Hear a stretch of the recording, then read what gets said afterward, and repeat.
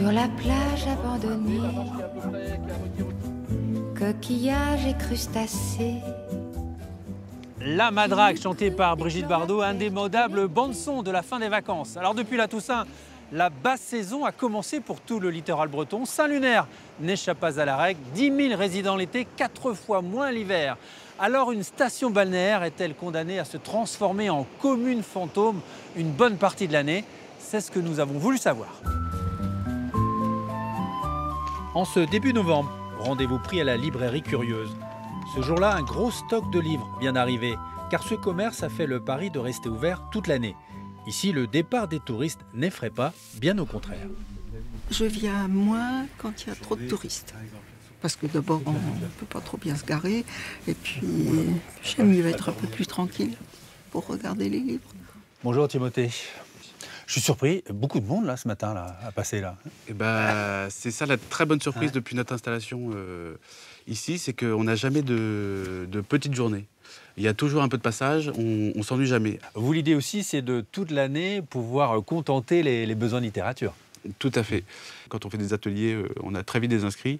Le club de lecture pour ados qu'on a lancé à la rentrée est déjà complet. On va être encore complet pour la 3e séance en novembre.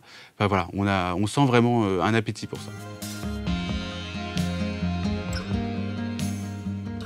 Alors si hors saison, la grande plage se vide, les agendas, eux, se remplissent pour certains résidents. L'association locale Soleil d'Automne, 300 adhérents, se fait fort tout au long de l'année d'occuper les plus de 60 ans.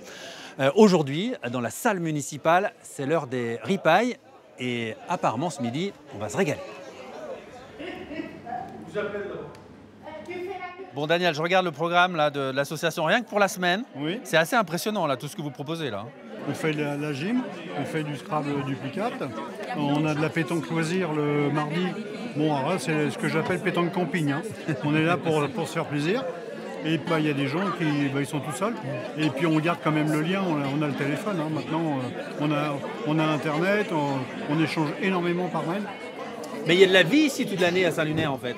Tout le temps, tout le temps. On s'ennuie pas? C'est vraiment pourvu que ça dure. Bon, alors vous préférez Saint-Lunaire l'été ou hors saison? En automne. Pourquoi? Il y a la reprise des activités, il y a une très bonne ambiance, c'est exceptionnel. Bon, c'est pas une ville fantôme, c'est pas une commune fantôme Saint-Lunaire alors? Pas du tout. Santé à tous. Santé. Et on n'est pas bien à Saint-Lunaire? Le hors-saison, c'est en tout cas une autre carte postale.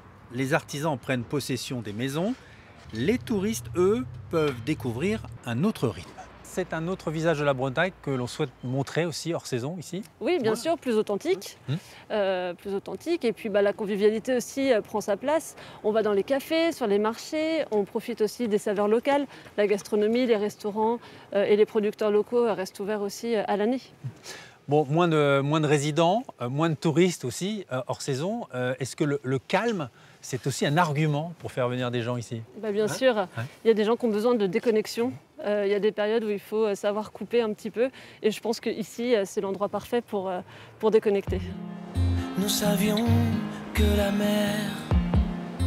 Le retour du calme, qui rime aussi avec des maisons vides. Et elles sont très nombreuses ici, peut-être trop nombreuses.